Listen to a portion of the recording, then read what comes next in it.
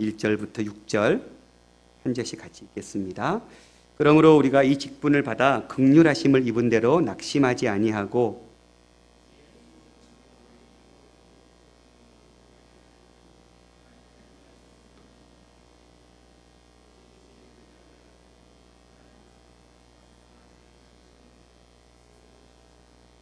만일 우리의 복음이 가리었으면 망하는 자들에게 가리어진 것이라.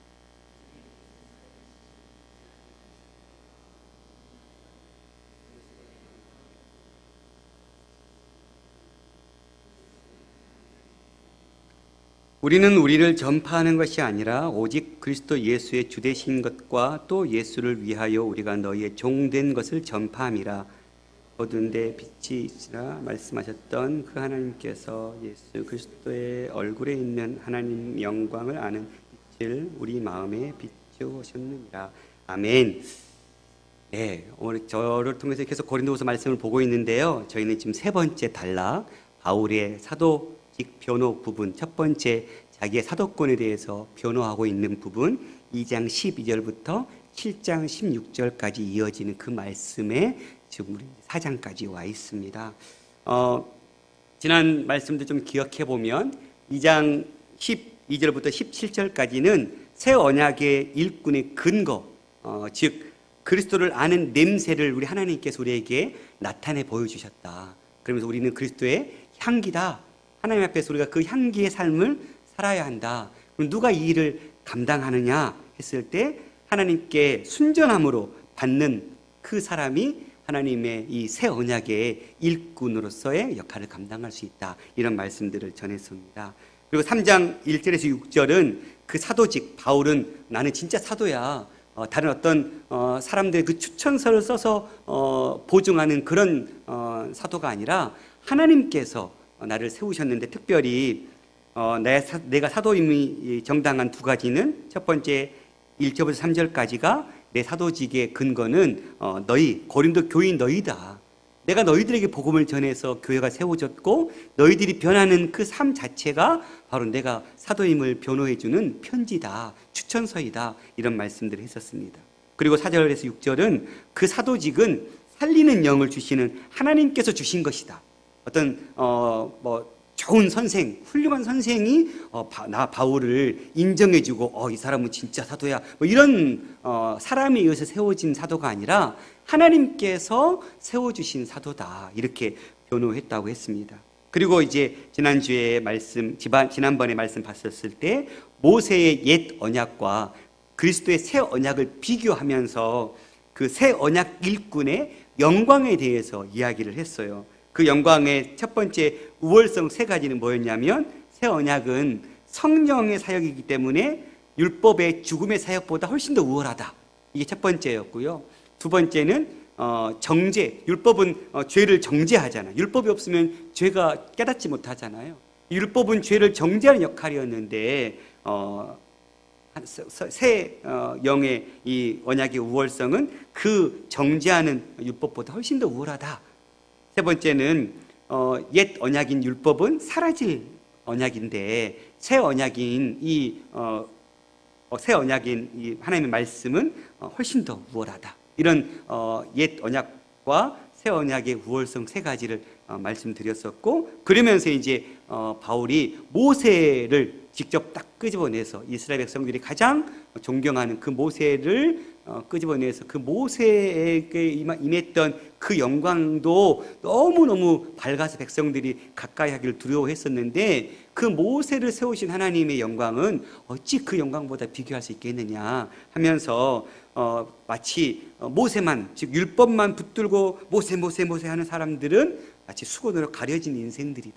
그래서 진짜이신 껍데기인 어떤 예표인 모세는 예표일 뿐이었는데, 이제 진짜 그 예표가 의미하는 진짜 본질이 오셨는데 그 껍데기를 다 쓰고 수건으로 가리워져서 진짜 본질이신 예수님을 못 보고 있는 사람들이다.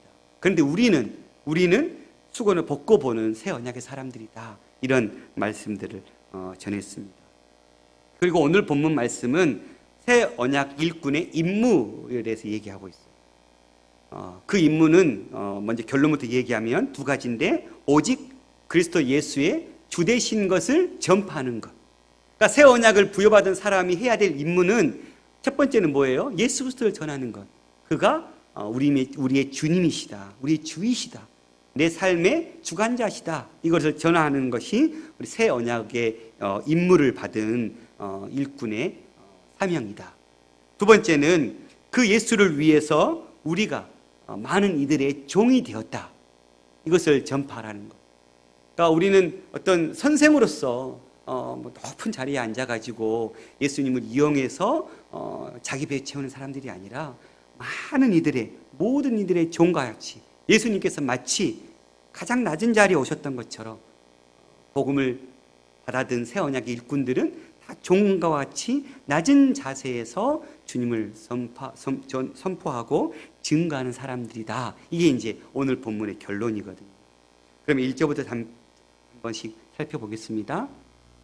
그러므로 우리가 이 직분을 받아 긍휼하심을 입은 대로 낙심하지 아니하고, 이걸 세 번역으로 읽으면 좀 더 확실하게 이해할 수 있습니다. 그러므로 우리는 하나님의 자비를 힘입어 이 직분을 맡고 있으니 낙심하지 않습니다.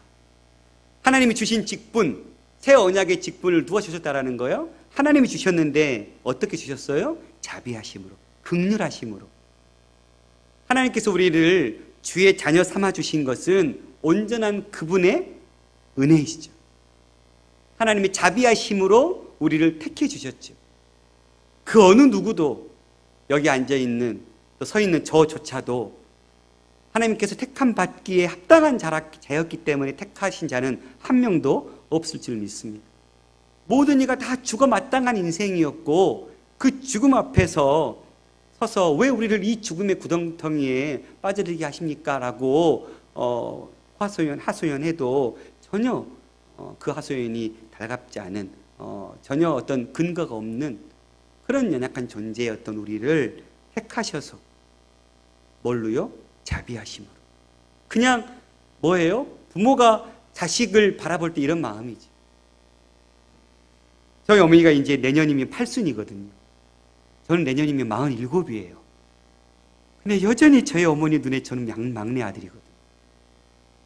밥은 먹었냐? 이게 하루에 아침 인사예요. 요즘 시대에 밥 먹고 사는 사람이 어디 있어요? 다 밥 먹고 살잖아요. 반찬은 있냐? 뭐 이게 이 마음. 그냥 무조건적인 사랑. 어떻게 하면 내 자식이 그냥 편안하게 살 수 있을까라는 그 마음으로 늘 전전긍긍하면서 새벽을 깨우시는 어머니. 그 사랑을 생각하면 그냥 내가 아들인데 내가 어머니를 너무 잘 섬겼어요. 난 충분히 어머니로부터 그 사랑을 받을 만해요. 라고 누가 얘기할 수 있겠어요? 자식은 다 불효자죠. 다 부모의 마음을, 상처를 입히고 또 입혔던 자들이 다 저와 같은 자식들이죠. 그런데도 부모인 어미들은 그런 자식을 마다하지 않고 그 자비로우심으로 그냥 그 끊임없는 사랑으로 품어주시고 용납해 주시니 자식들이 사랑 부실하는 거죠. 만약에 어미들이 그냥 자식들이 한 만큼 정죄하고 심판했다면 아마 이 땅에 남아있는 자식들은 없을 거예요. 마치 하나님이 바로 그렇게 우리를 사랑하셔서 우리에게 이 복음의 은혜를 덧입혀 주셨다. 우리 모두를 새 언약의 일꾼으로 삼아주셨는데 하나님이 전적인 자비하심으로 그 직분을 주셨다라는 것. 그래서 그 직분을 맡았어요. 맡았기 때문에 뭐 하지 않는다라는 거예요? 낙심하지 않겠다. 하나님이 주신 직분이고 내가 받을 만해서 주신 게 아니라 거저 주셨는데 이 직분을 가지고 살면서 많은 어려움, 특히 바울과 같은 사람들은 너무너무 힘들었잖아요. 엄청난 태장을 맞고 돌에 맞고 온갖 산의 위협에, 파도의 위협에 뭐 그냥 겪을 수 있는 모든 고난은 다 겪었잖아요. 그런데도 그런 바울이 난 낙심하지 않겠다. 사랑하는 성도 여러분, 우리가 주님의 자녀 되어서 우리도 똑같이 주님 지신 십자가를 짊어지고 그 십자가의 길을 걸어가야 되는 인생인데 걸어가다 보니 참 힘들고 눈물 나고 정말 누구에게도 그 고통을 말할 수 없을 정도로 힘드실 때도 있죠. 그러나 낙심하지 말아야 될 줄 믿습니다. 그것 때문에 포기하는 인생이 되어야 되지는 않아야 될 줄 믿습니다. 왜냐하면 포기하지 않고 낙심하지 않으면 주님께서 늘 언젠가 다시 이렇게 세워주시고 그 고난을 통해서 우리를 성숙하게 하실 그날이 있습니다. 지금의 고통, 지금의 어려움은 지나고 나면 다 은혜라고 고백할 수밖에 없잖아요. 저도 짧은 인생 살았지만 그 짧은 인생 살면서 나름의 고통의 시간들을 겪어왔어요. 근데 그때는 너무너무 힘들었어요. 너무너무 괴롭고 부모된 자로서 자식에게 뭔가를 해줄 수 없는 게 가장 아프더라고요. 그래서 어느 날 이제 다 옷을 막 물려 입었어요. 근데 이제 겨울 점퍼들은 비싸니까 한 번도 못 사줬거든요.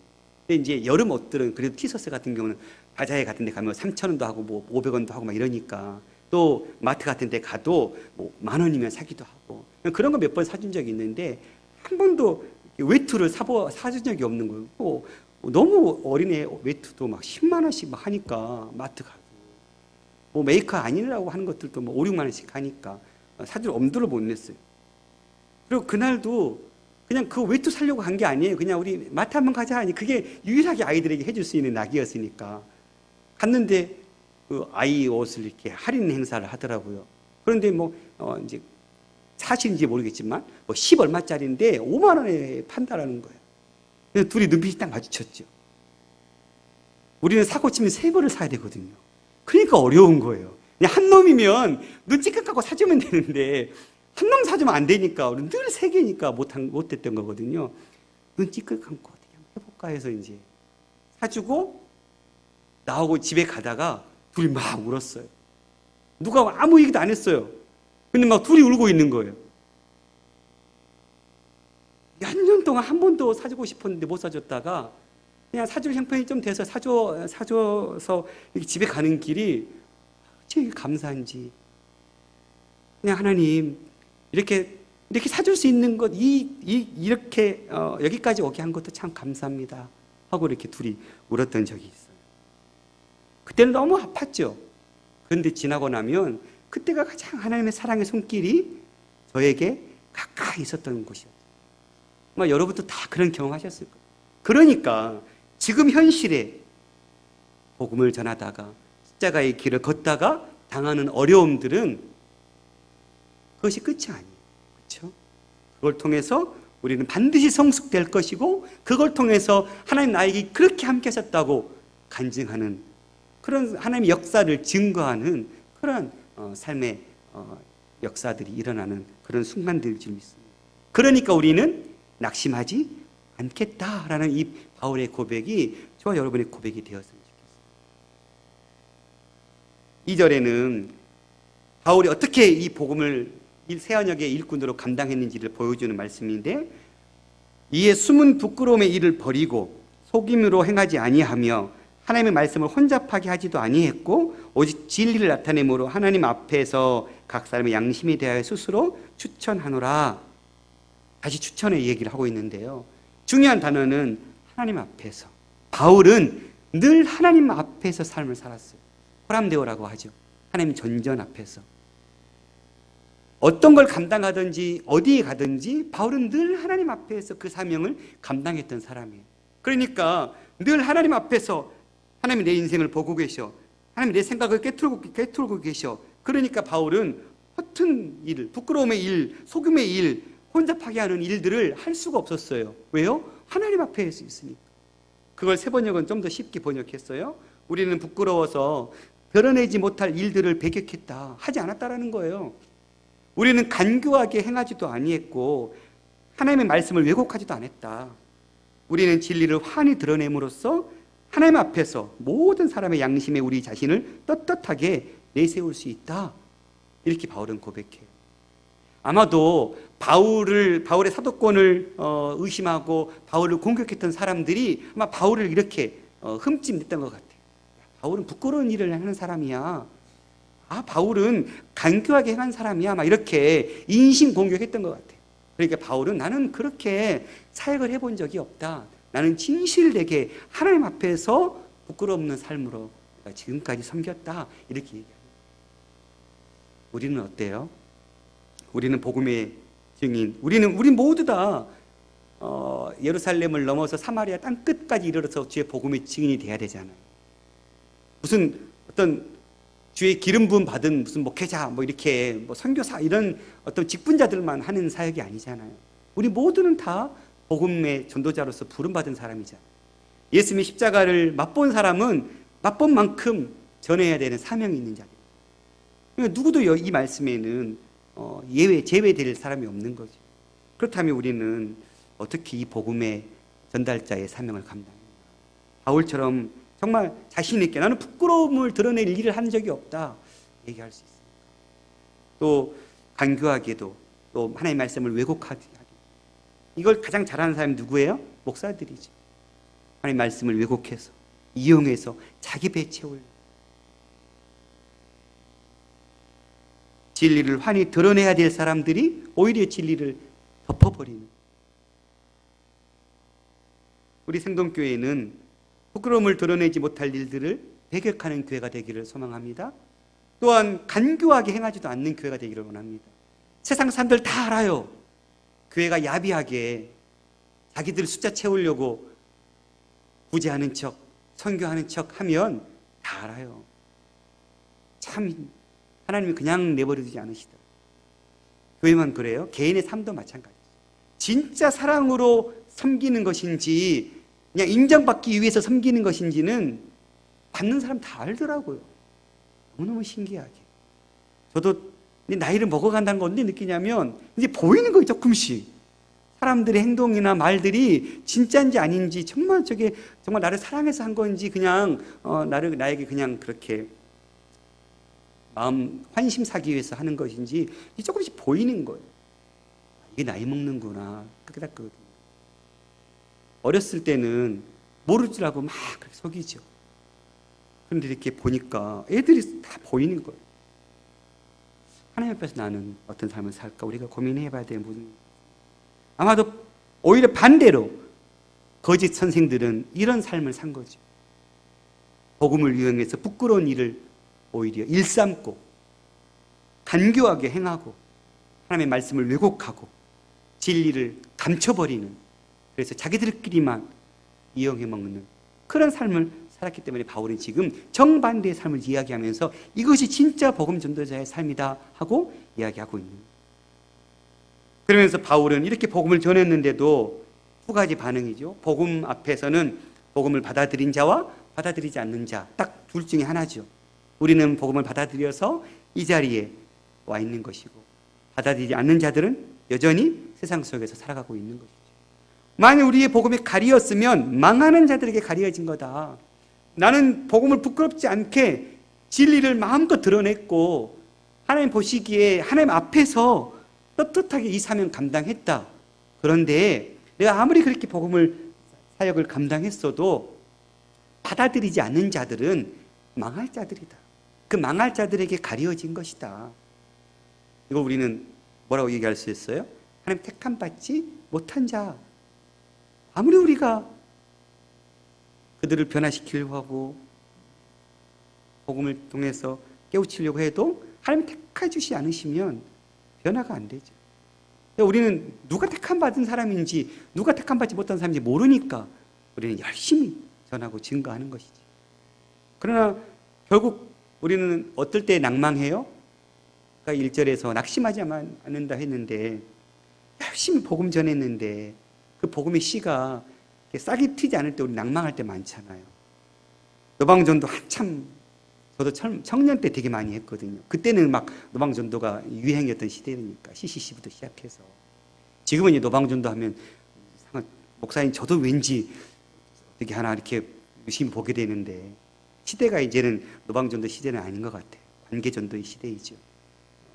하지만 그럴 때 열심히 막 전도하고 이웃 어떻게 해든지 내 이웃 앞집 아저씨 아줌마 전도하려고 막 김치 갖다 주고 뭐 불고기 갖다 주고 쓰레기 버려주고 막 했는데 툭 찔러서 교회 한번 나오세요. 쓰레기 버리려고 뭐 사줄 때는 그렇게 밝게 웃다가도 교회 한번 나오세요 그러면 표정이 싹 바뀌어버리는 그거 보면 우리는 어때요?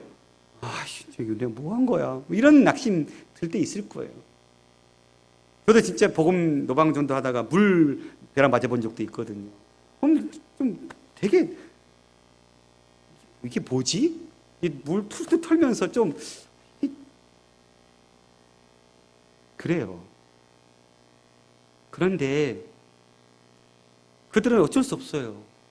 망하는 자들에게 가려진 거예요. 우리가 잘못이 아니지요. 복음이 잘못이 아니에요. 복음을 전하는 우리의 잘못도 아니지요. 문제는 그들에게 있다. 그러면서 그 중에 이 세상의 신, 이건 사단을 얘기하거든요. 결국은 망한 자들은 왜 망하는 거예요? 그 세상의 신, 사단이 믿지 아니하는 자들의 마음을 혼미하게 하여 여기에 올무에 걸리는 거죠. 사단의 올무에 걸렸어요. 사단은 지금도 삼킬 자들 찾아다니죠. 어떻게 하면 하나님 안에 있는 자들을 떨어뜨리려고 또 하나님 밖에 있는 자들이 하나님께 가지 못하게 수단과 방법을 가리지 않고 요즘 시대에는 문화와 여러 가지 상황과 환경 속에서 교회가 계속 언론에서 잘못된 일들로 비치는 거에 대해서는 뭐 교회가 그렇게 했으니까 그게 이단 교회든 아니든 간에 상관없이 마땅히 괜찮죠. 그게 뿌려놓은 씨니까. 그런데 그러면서도 한편은 뭐가 걸리는 게 있어요? 이것 때문에라도 한 사람이라도 교회 갈 마음 먹었다가 그래 교회를 이렇게 썩었어 해버리면 그냥 그 마음 하나뿐이죠. 교회가 좋은 소문나는 이야기들로 매스컴을 채워야 되는데 자꾸 이상한 말도 안 되는 걸로 채우니까. 근데 사단은 그걸 이용하는 거죠. 그래서 그리스도의 영광의 복음의 광채가 비치지 못하도록. 그리스도는 하나님의 형상인데 하나님의 본질이잖아요. 영광의 주, 그는 근본 하나님이시나 히브리서는 고백하고 있잖아요. 하나님의 영광의 광채시고 그 본체 형상이다. 예수 그리스도는 하나님이시거든요. 그런데 그 하나님을 바라보지 못하도록 사단은 계속 뭐 하는 거예요? 혼미하게 막. 이런 시대에 무슨 교회 가서 말도 안 돼. 사람의 마음들을 혼미케 꼬이는 거예요. 우리가 여기에 좌절하지 않고 포기하지 않기를 원합니다. 사단은 지금도 그런 자들에게 계속해서 어떻게 하면 가려우려고, 그래서 일어선 선자를 넘어뜨리려고, 또 아직 하나님 앞에 품 안에 나오지 못한 자들이 가지 못하도록 사단은 수단과 방법을 가리지 않고 혼미하게 사람의 마음을, 그래서 영광의 본체이신 하나님을 바라보지 못하게. 그럼 교회는 이걸 싸워서 이겨야죠. 사단은 이미 우리 주님께서 그 머리를 깨부셨잖아요. 이미 주님 밟아버리셨잖아요. 그런데 교회된 우리가 이 사단의 꼬임에 져버리면 안 되는 거잖아요. 이 지역에 죽어가는 많은 영혼들을 살려내는 교회가 돼야 되잖아요. 한국 교회가 다 지금은 다음 세대가 이렇게 사라져가고 있고, 지금은 교회가 이렇게 지금 침체하는 그런 침체기야 하면서 스스로 그렇게 교회가 성장하지 못하고 복음이 흥황케 선포되지 못하는 것에 대해서 그거를 합당하게 여기면 안 되잖아요. 그리 한다 할지라도 싸워서 이겨야 되잖아요. 우리 개인이, 우리 생동 공동체가 이 세상의 신, 거짓 사단의 이 사람의 마음을 혼미케 하는 그런 사단의 그 꾀임에 딱 방어해서, 사단은 싸우라 그랬거든요. 음행은 피하라 그랬고, 근데 사람들이 반대로 해요. 음행을 싸워요. 음행에 대해서 싸우면 100점 100패예요. 제가 해봐서 알아요. 그렇죠? 사단은 싸워야 되는데 피해요. 그럼 어떻게 돼요? 더 큰 놈이 찾아오죠. 이게 성경의 원리거든요. 그래서 사단은 싸우라고 그랬어요. 왜요? 싸우면 이기니까. 그리고 음행은 피하라고 그랬어요. 36개 주랑랑이 최고예라고 그랬어요. 그런 비유 많이 하잖아요. 젊은 남녀가 우리 손만 꼭 잡고 여행 갔다 오자? 이미 그 여행지에 간 순간 실패한 거예요. 그 자리를 피해야지.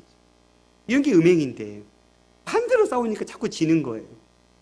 계속 사단이 꼬이면 도망가고 피하고, 그러면 사단은 더 큰 걸로. 우리 생동교회가 이 어리석은 이 사단의 괴계를 정말 예수 그리스도 이름으로 짓밟아 버릴 수 있는 그런 능력 있는 교회가 되기를 소망합니다.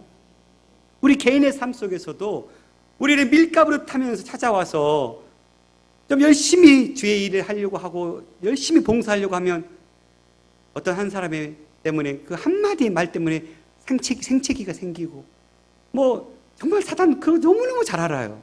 그렇죠? 마음 굳게 먹었는데 살짝 건드려 놓잖아요. 대놓고 하지도 않아요. 살짝 내 연약하면 안 하는 거.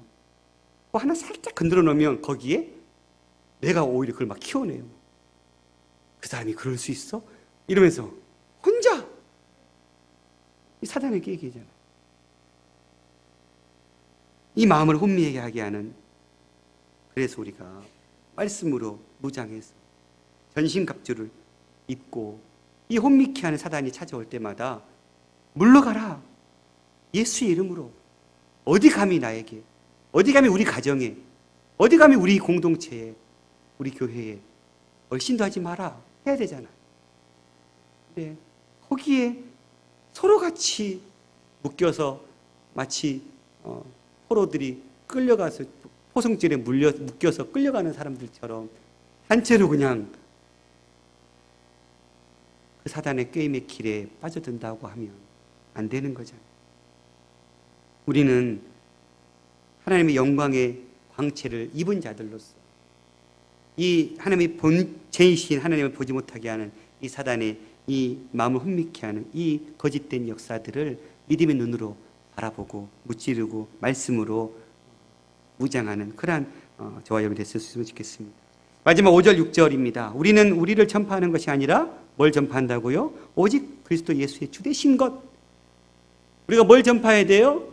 교회는 사업터가 아니잖아요. 사람 많이 끌어들여서 돈 많이 모아가지고 더 큰 교회 짓고, 이게 교회의 목적 아니잖아요. 교회는 예수 그리스도가 여러분의 주이십니다. 이걸 고백해야 되는 것이잖아요. 아무리 교회가 썩어 있고 아무리 교회가 그렇게 세상 속에서 불합리함처럼 보인다 할지라도 부정할 수 없는 것, 예수가 우리의 주이십니다. 이걸 고백하는 교회가 되어야 돼요. 우리가 이거를 이 생동교회가 이 지역에 예수가 주되신 것을 능력 있게 선포하는 교회가 되기를 소망합니다. 믿지 않는 많은 사람들에게 어떻게 해요? 예수가 진짜 주이심을 우리의 삶을 통해서 드러내는 거죠. 말이 아니라. 지금 주차 깔때기 10개를 주문하셨어요. 갑자기 왜 이거 샀지? 했더니 첫 번째 골목길에 할아버지가 자꾸 지금 부딪히시는 거예요. 이 교회 목사 나와! 잘 왜 이때 오르대? 이렇게 지금 이거 실패한 거잖아요.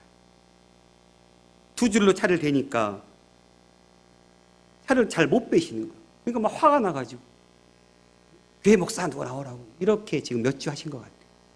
거기서 차 못 대게 하려고 지금 깔때기 샀다라는 거예요. 이건 좀 고민해봐야 할 문제가 있죠. 우리 이 지역 사회에 뭘로 예수가 주이심을 드러낼 수 있어요? 그들은 우리의 말을 지금 듣고 있지 않아요. 여기 없잖아요. 그럼 뭘로 통해서 들어요? 우리의 삶을 통해서 들을 수밖에 없어요. 교회가 오히려 눈 오면 마당 청소하고 마을 띠매고 생동교회 띠매고 가서 빗자루 쓸고 이렇게 해야 아유 교회에서 와서 청소하네? 이게 진짜 복음의 살아있는 능력의 그 증거잖아요. 그렇게 전파하는 것, 예수님이 주이십니다 라고 우리가 삶을 통해서 전파하는 교회가 되기를 소망합니다. 우리가 정말 남들보다 훨씬 더 도덕적으로도 윤리적으로도 깨끗한 성숙된 사람임을 드러내지 않으면 복음은 능력 있게 선포가 안 될 거예요. 더 처절하게 양보하고 더 처절하게 손해보고 그런 삶을 살아야 주님이 주이심이 드러나게 될 줄 믿습니다. 뿐만 아니라 우리도 종이라는 것.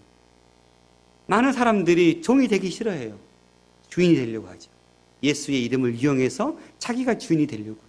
그러니까 망하는 거고 문제가 있는 거죠.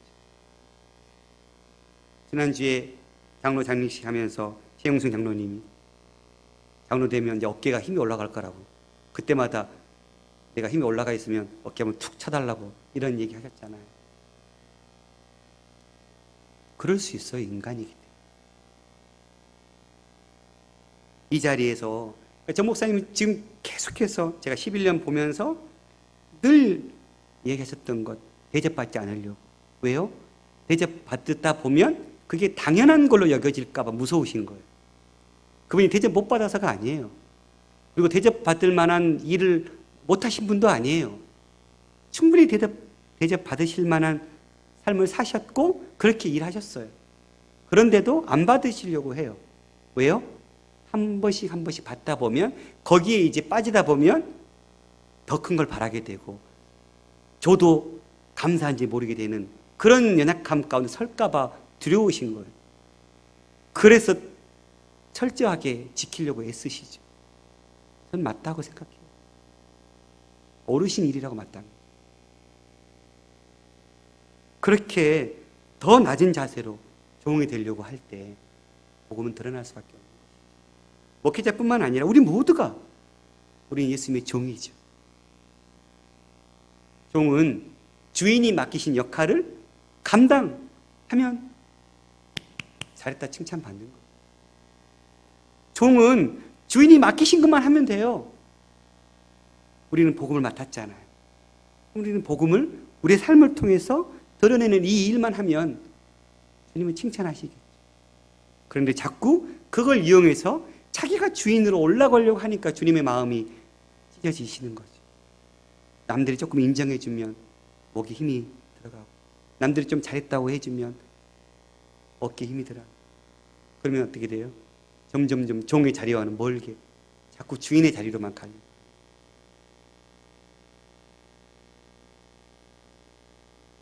바울은 6절에 어두운 데 빛이 빛이라 말씀하셨던 그 하나님께서 예수 그리스도 얼굴에 있는 하나님의 영광을 아는 빛을 우리 마음에 비추셨다. 이게 지금 사도행전 9장에 지금 다메섹 사건 얘기하고 있는 거예요. 어두운 데서 빛이 있으라 말씀하셨던 창조주 하나님이, 창조하셨던 그 하나님이 예수 그리스도 얼굴에 있는 하나님의 영광을 아는 빛, 복음의 빛을 밝히 비춰주셔서 자기에게 이 은혜를 깨닫게 해주셨다라는 거죠. 우리도 마찬가지죠. 천지 만물을 창조하신 그 창조주 하나님께서 우리에게 이 복음의 빛을 던져주셨고 그 복음의 빛을 우리는 맛봤고 누렸고 그 복음 안에서 참 자유를 얻고 있고 누리고 있고 삶을 살고 있는 자들인 줄 믿습니다. 그런 자들은 예수님이 주 되시는 것을 전파하고 나는 철저하게 예수님의 종입니다를 고백하면서 살아간다면 새 언약의 일꾼의 임무는 정말 잘했다 칭찬받을 수 있는 삶으로 세워질 줄 믿습니다.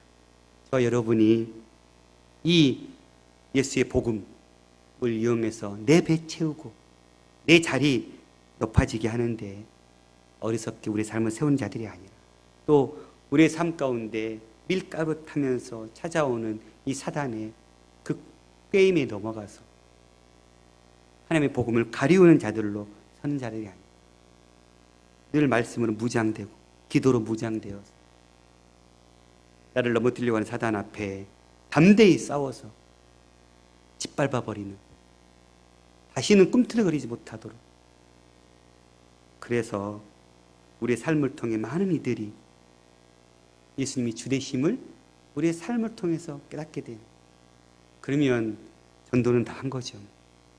아마 물밀듯 찾아올 거예요. 사람 숫자 늘리려고 얘기하는 것이 아니라 전도는 다른 게 아니에요. 그렇죠? 우리가 복음에 합당한 삶을 살면 오게 돼 있어요. 저와 여러분이 새 언약 일꾼의 임무를 맡은 자들로서 예수의 주되심을 전하고 그 주되심을 전하는 자가 주인이 아닌 종임을 철저하게 깨닫고 우리의 가정에, 내 이웃에, 내가 있는 곳곳마다 주의 복음을 선포하고 그 종의 사명을 잘 감당하는 저희가 될 수 있었으면 좋겠습니다. 우리 찬양하고 같이